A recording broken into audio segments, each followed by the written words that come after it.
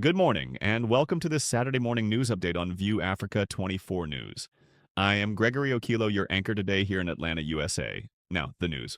A retired Nigerian Army Major General, Danjuma Hamisu Ali Kefi, has written to the President of the United States, the Prime Minister of the United Kingdom, and the leadership of the European Union, raising alarm over what he described as persistent threats to his life and that of his family. According to Ali Kefi, in a letter in which he described himself as distressed and endangered, this follows his role in a covert anti-terrorism operation under the administration of late President Muhammadu Buhari.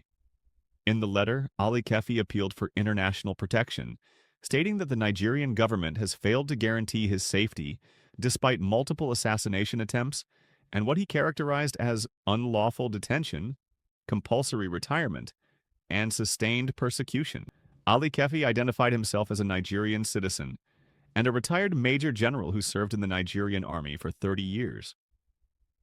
Born on January 29, 1966 in Kaduna, he holds a bachelor's degree in economics and a master's degree in defense studies. He said his military career began at the Nigerian Defense Academy and the Royal Military Academy, Sandhurst, where he was commissioned as a second lieutenant.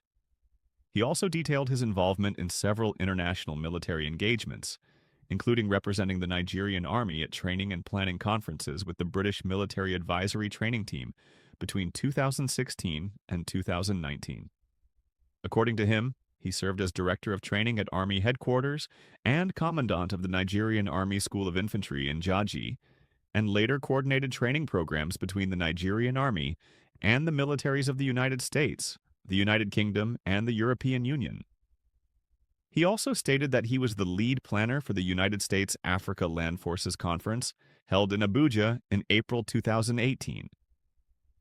Ali Kefi said he was appointed in October 2020 by the late President Buhari to lead a covert presidential task force known as Operation Service-Wide, OSW.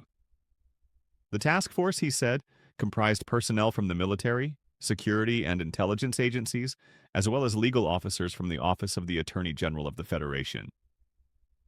He stated that OSW was mandated to arrest, investigate, and prosecute terrorism financiers, sponsors, and collaborators, as well as capture or eliminate leaders of terrorist organizations. According to him, the operation was approved to run for 6 months but was later extended by an additional 13 meses. According to the retired general, pressure began shortly after OSW reported its early successes to the presidency in March 2021. He alleged that he was instructed to release some of the arrested suspects but refused, and that attempts were made to bribe members of the task force with large sums of money to compromise the operation.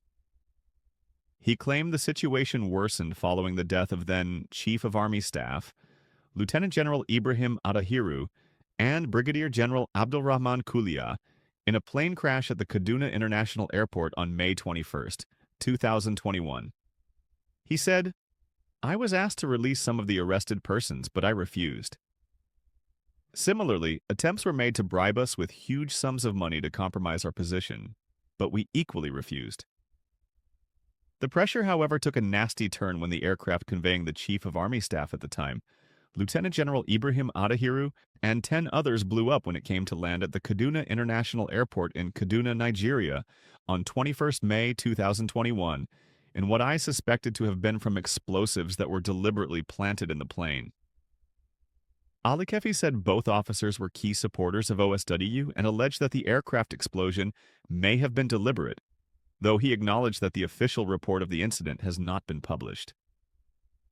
To this day, the full report of the air mishap has not been published, and any effort to obtain details of the incident has been rebuffed. I suspected that their killings were deliberate and designed to undermine the OSW, he said. He said following the crash, OSW began to face operational setbacks, including denial of funds and his removal as General Officer Commanding, GOC 1st Division, on August 8, 2021. He stated that the GOC appointment was meant to support his OSW role by providing troops for overt operations. Arrest, detention, and compulsory retirement. Ali Kefi lamented that on October 18, 2021, He was arrested by military police and detained for 64 days under what he described as inhumane conditions. He said he was held in solitary confinement, stripped of personal belongings, subjected to intense interrogation, and denied basic comforts. According to him, he collapsed during detention after 6 weeks and was hospitalized under armed guard before being returned to custody. He said he was released on December 21, 2021, and issued a letter of compulsory retirement without being charged, tried, or court-martialed. He stated that he has never been informed of any alleged links of senior officials to suspects. In the letter, Ali Kefi said that investigations during OSW uncovered links between some terrorism financing suspects and very senior military officers and political figures, including former Army Chiefs Lieutenant Generals Tukur Yusuf Buratai and Faruk Yahaya, and former Attorney General of the Federation, Abubakar Malami.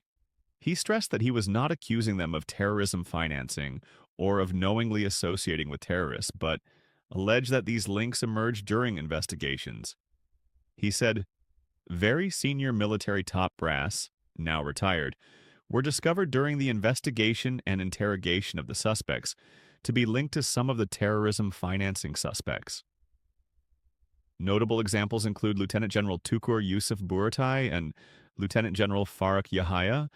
However, I am not accusing them of terrorism financing or that they were aware that the individuals whom they are linked to were involved in terrorism financing. Similarly, the former Attorney General and Minister of Justice in the Buhari government, Mr. Abubakar Malami, was also discovered to have links to some of the terrorism financing suspects. As stated in the case of the top military brasses, Generals Buratai and Yahaya respectively, Mr. Malami is also not being accused of terrorism financing or of knowing of the criminal activities of the suspects, he added. He further claimed that a former NFIU head conveyed a request on behalf of Buratai for the release of 2 suspects, which he said he refused and reported to the president. Ali Kefi also alleged that call data records linked General Yahaya to individuals involved in illegal mining and banditry in northwestern Nigeria. He noted that Yahaya was Chief of Army Staff at the time of his arrest and compulsory retirement, and accused him of falsely alleging insubordination. He further alleged that following his arrest, all 48 terrorism suspects held at an Army detention facility were released without trial under what he described as suspicious circumstances. Assassination attempts and legal action.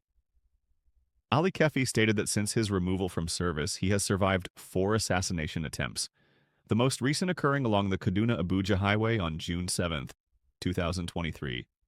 He said he wrote to President Bola Tinubu on June 21, 2023, seeking redress but has received no meaningful response. Thanks for joining View Africa 24 News. See you again soon.